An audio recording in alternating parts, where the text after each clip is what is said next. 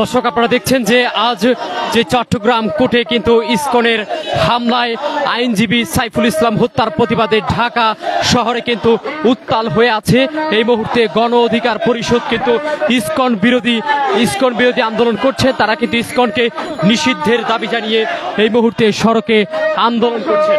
আপনারা দেখছেন এই মুহূর্তে কিন্তু অসংখ্য জনতা কিন্তু তাদের এই আন্দোলনে যুক্ত হয়েছেন এবং তারা কিন্তু ইসকনকে 24 ঘন্টার মধ্যে নিষিদ্ধ করার জন্য আলটিমেটাম দিচ্ছেন এবং এই মুহূর্তে তারা মোমবাতি মিছিল নিয়ে কিন্তু এগিয়ে যাচ্ছেন।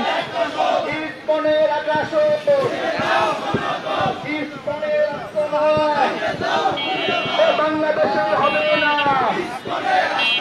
ইসকনের আস্তানা বাংলাদেশে হবে না, ইসকনের আস্তানা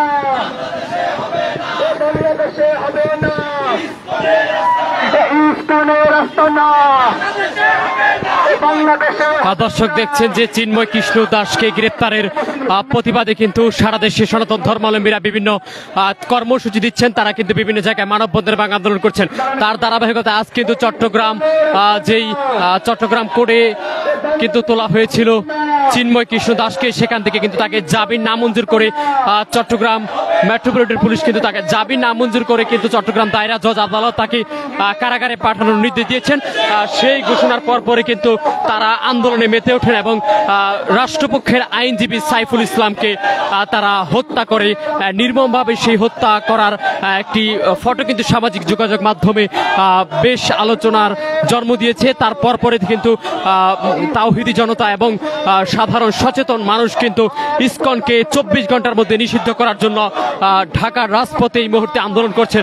আমি এই মুহূর্তে যেখানে রয়েছে এটি মূলত পল্টন রোডে কিন্তু গণ অধিকার পরিষদের নেতাকর্মীরা আন্দোলনে যুক্ত হচ্ছেন।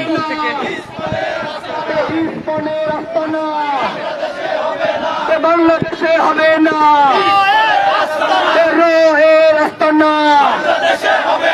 বাংলাদেশে হবে না,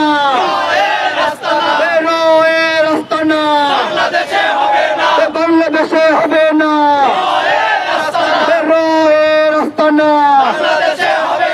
ইসকনের আস্তানা বাংলাদেশে হবে না, ইসকনের আস্তানা এর আস্তানা এর আস্তানা ভারতীয় ষড়যন্ত্র রুখে দাও, রুখে দাও ইসকনের ষড়যন্ত্র, রুখে দাও ইসকনের ষড়যন্ত্র, ভারতের ষড়যন্ত্র, ইসকনের ষড়যন্ত্র, ভারতের ষড়যন্ত্র। দর্শক আপনাদেরকে আবারও জানাতে চাই এই মুহূর্তে কিন্তু রাজধানী ঢাকার পল্টন রোডে আন্দোলন করছেন গণ অধিকার পরিষদ।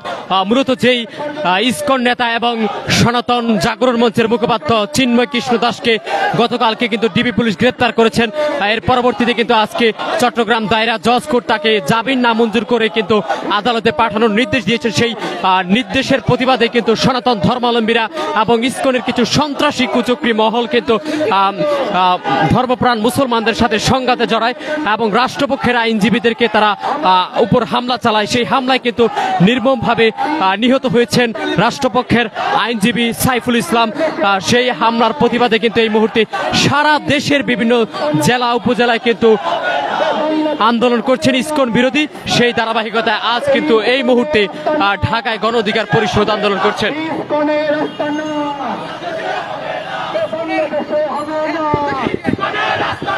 ইসকনের আস্তানা বাংলাদেশে হবে না, ইসকনের আস্তানা।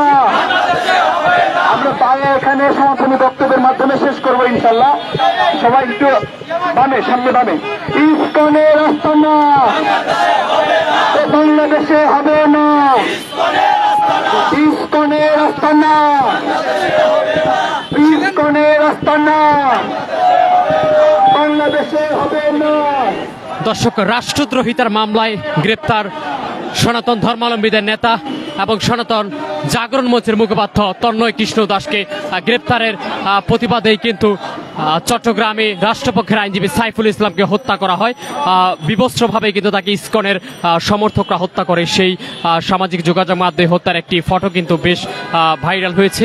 আজ সেই প্রতিবাদেই কিন্তু এই মুহূর্তে গণ অধিকার পরিষদ আন্দোলন করছেন এবং তারা 24 ঘন্টার মধ্যে কিন্তু ইসকনকে সারা বাংলাদেশে নিষিদ্ধ করার আলটিমেটাম দিচ্ছেন।